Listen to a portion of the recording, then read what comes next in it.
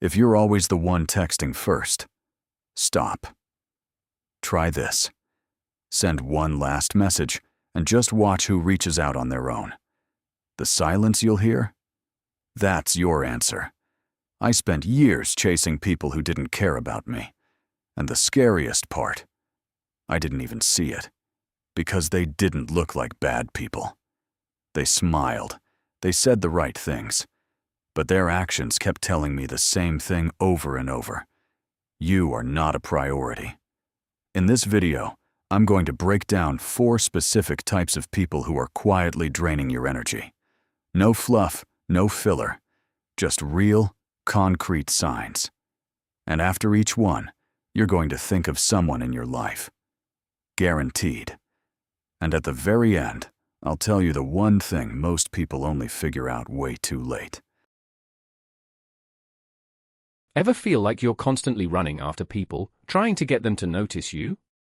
Like you're a puppy begging for a treat and they're just walking away? Yeah, that's exhausting, and honestly, it's a one-way ticket to feeling pretty crummy about yourself. But what if first told you there are specific behaviors that signal someone just isn't worth your energy? Stick around, because we're about to uncover those red flags, and trust me, knowing them will save you a whole lot of heartache and maybe even a few embarrassing coffee spills. The unresponsive. The silent treatment. It's a classic move, isn't it? Someone stops responding. Emails go unanswered, texts pile up with no reply, calls go straight to voicemail. It's like talking to a brick wall, but a brick wall that used to at least acknowledge your existence. This isn't just about being busy, it's a deliberate withholding of communication, a passive-aggressive masterpiece. Think about it, when you're genuinely swamped, you might send a quick "Hey, slammed, we'll get back to you ASAP," or at least a thumbs-up emoji. The truly unresponsive?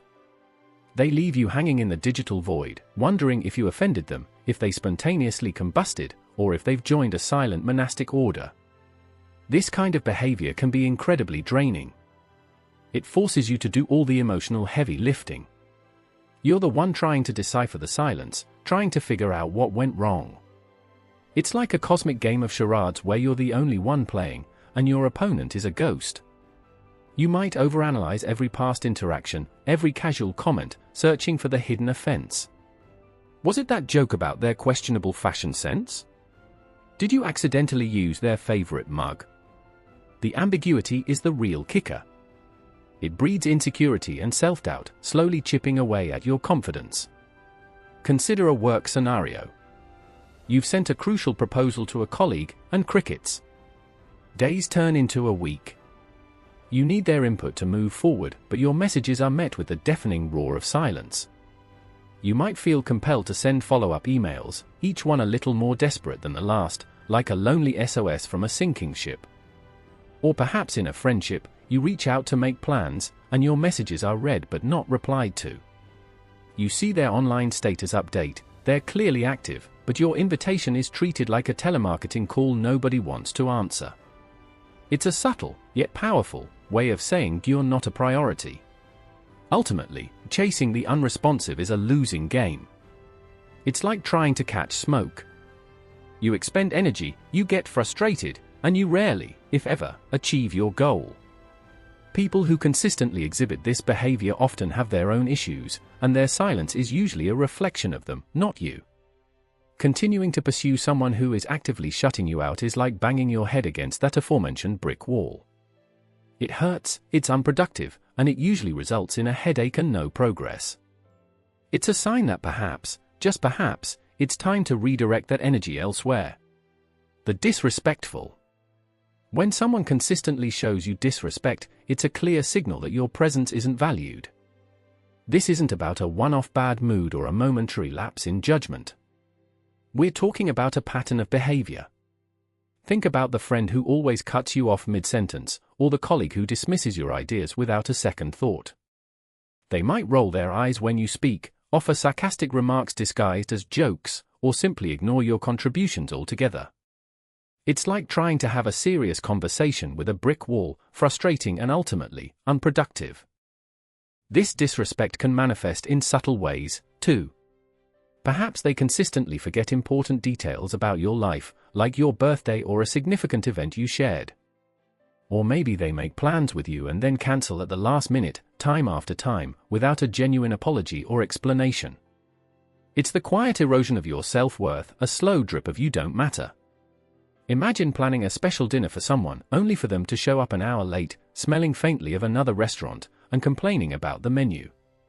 That's the energy we're talking about. People who are disrespectful often operate from a place of perceived superiority or insecurity.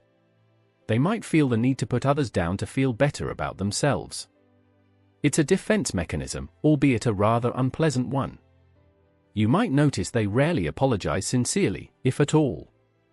Instead, they'll deflect, blame you, or minimize their actions.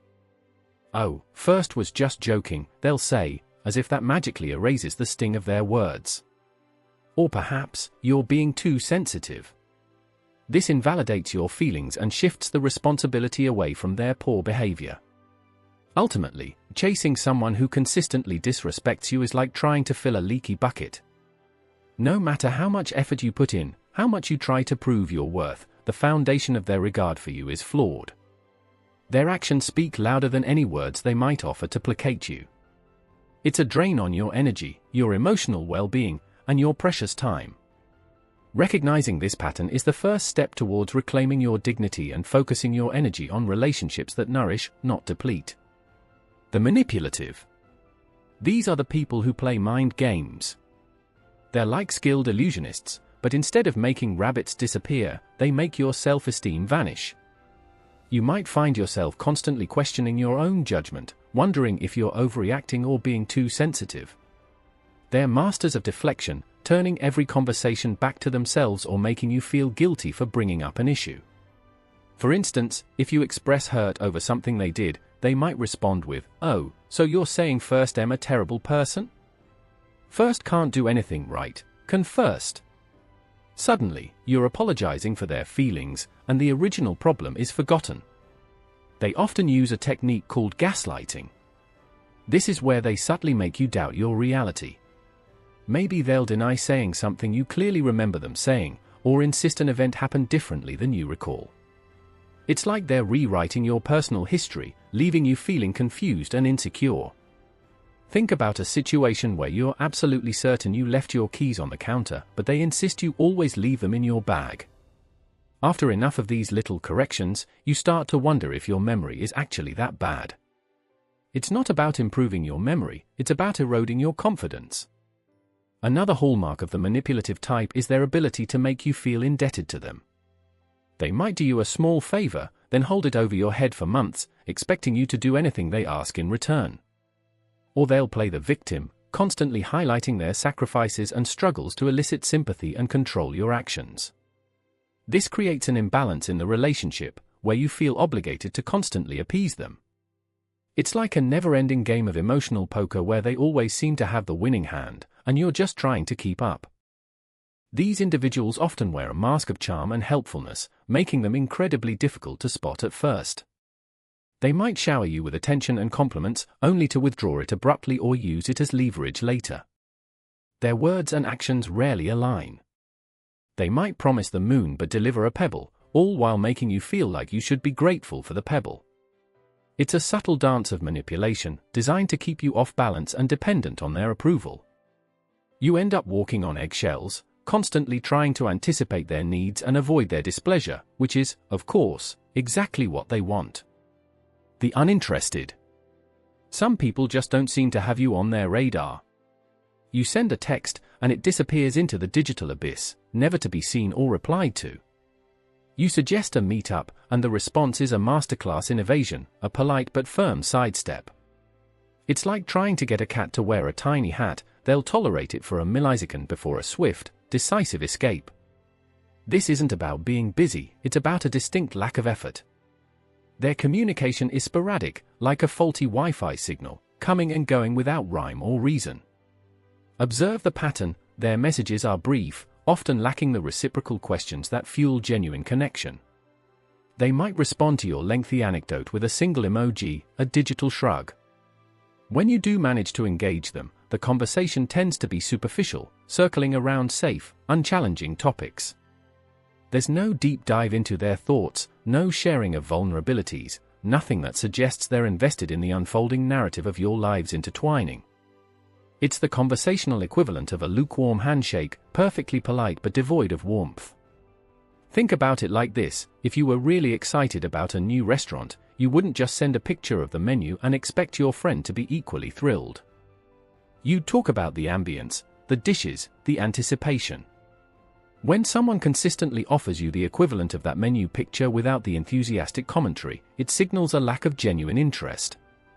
They might show up if you orchestrate every detail, but they won't be the one suggesting the next outing or initiating contact. It's a one-sided investment, and like a leaky faucet, it's bound to drain your energy. Their actions, or rather their inactions, speak volumes. It's not that they're inherently bad people, they simply aren't prioritizing you. You're not a priority when your messages are consistently met with silence or a delayed, unenthusiastic reply.